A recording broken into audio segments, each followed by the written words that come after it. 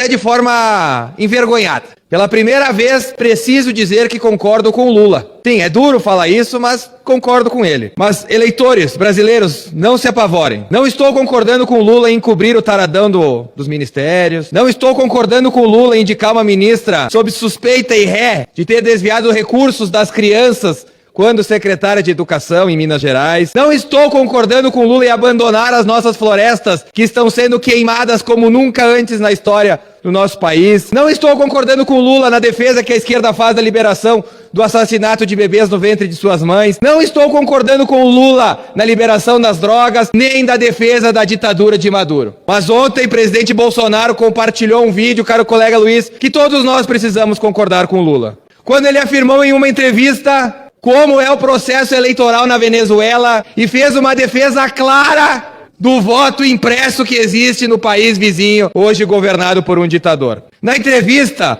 Lula afirmava, abrem-se aspas, as urnas na Venezuela, quando você vota em uma máquina eletrônica como aqui, tem um ticket. As urnas na Venezuela, quando você vota em uma máquina eletrônica como aqui, tem um ticket. Aquele ticket é colocado numa urna. Então você tem o voto eletrônico e você tem a urna.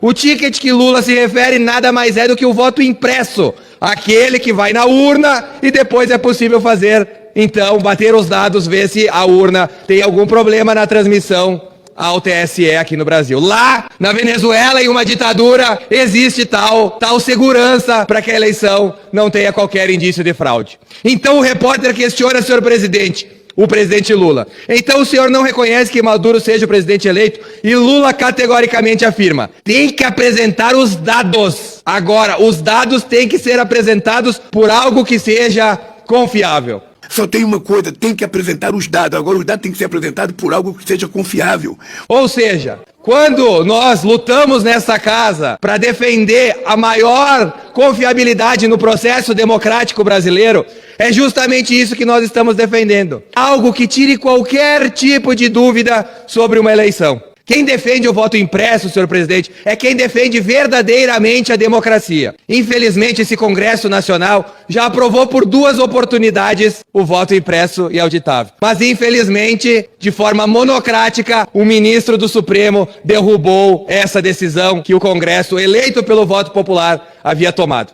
Fica sempre aquela pergunta, qual o interesse de um ministro da Suprema Corte ou de pares aqui na casa não terem a defesa de mais transparência na nossa democracia como uma bandeira prioritária? O próprio presidente Lula, em entrevista, afirmou que com o papel, com as atas, com a comprovação material, é possível comprovar a vitória ou a derrota em uma eleição. E aí fica aquela dúvida na cabeça dos brasileiros.